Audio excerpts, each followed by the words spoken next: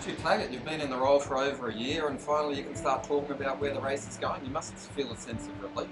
Yeah, it's excitement, to be honest, Rob. I think, we've worked really hard with a lot of different people and stakeholders across government, council, emergency services to get to where we are today, and we're excited to share the course, yeah.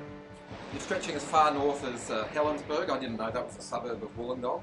But that sort of gets you very close to the national park and you're showing off basically as much of the region as possible. Sure. Is there something you missed out on that you really wanted on the course? I think what's been really interesting in this process, it is, as you heard today from a few people, a series of compromises to get the best outcome. And I think we're really pleased with the balance we found to showcase the city, to include the community, and to I guess, bring together all the icons that people in the region would hope to see. But yeah, you'd always potentially look to do a little bit more if you could, but we have to balance as much as we can, all those choices. And road cycling does offer that wonderful opportunity to showcase the region, and by running along the Sea Bridge just the once, I would assume, you get to showcase the northern coastline. Yep. Any idea how many circuits of Mount Kira and Mount Pleasant you'll be doing? Yeah, we're working through that with the UCI at the moment. The focus today is actually on the circuits themselves. The UCI are planning to be here in Q1 next year, so I'd say somewhere in the February-March window.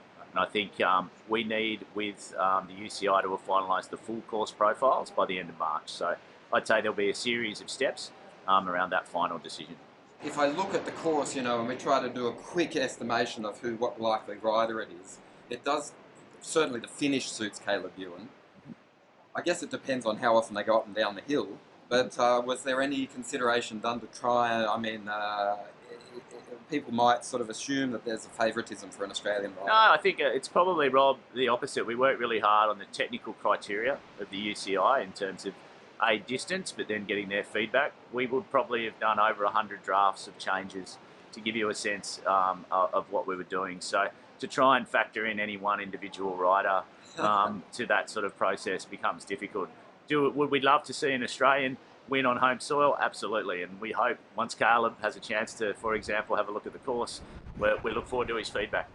It depends how often they go up the hill, for example, but maybe it could end up morphing into a course for Jack Haig or Ben O'Connor. Yeah. So it does open up the window for the local, let's say. Yeah. And I say that as an Australian cycling media organisation. But yeah, and I think athletes and riders all around the world, we want to be creating an opportunity to be a world champion. So I think at the end of the day, that's what World Championship racing is about. So whoever is on form on the day is going to win. So we want to create an operationally flawless event.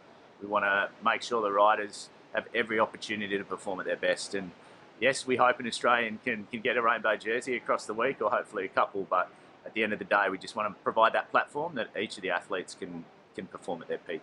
Of course, we're talking about the men, but I mean, the course, if we look at Marianne Voss's versatility, she might sort of come up from her second place in Geelong and walk away with a rainbow jersey from Australia, which would sort of top off what's just a phenomenal career.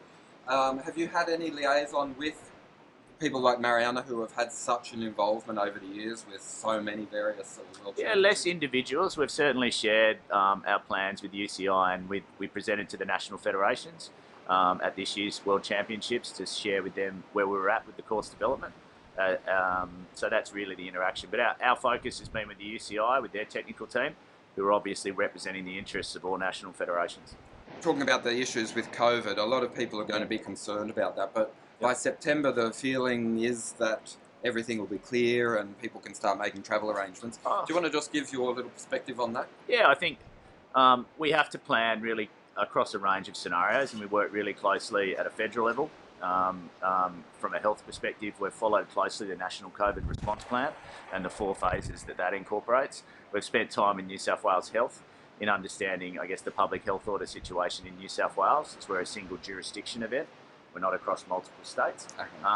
So yeah, we've done a lot of work in that, but we can't presume anything, Rob. We have to work really closely with those relevant health authorities and then understand the settings. And as we've seen as recently as the last week, settings can change. So, we're watching really closely. We're watching Europe really closely as well as they head into their winter, because we will be coming out of Australia's winter as well. So.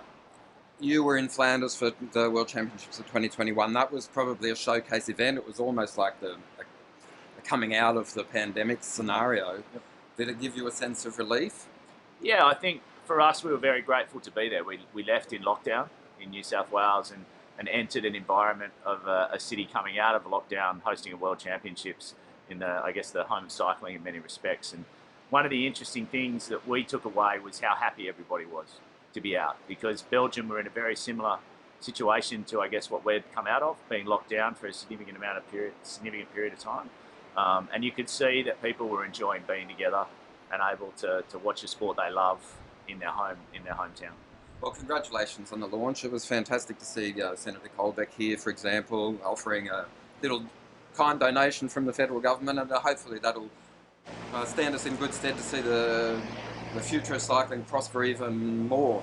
Yeah, I think that the contribution from the Australian government is really welcome. It's going to help us leverage the event nationally beyond Wollongong, across Australia, which is fantastic, and internationally, and it's also going to provide Oz cycling with some great opportunities for legacy-based opportunities. Thanks very much. Cool, look forward to the next September. Yeah, absolutely. Thanks for coming down. Cool.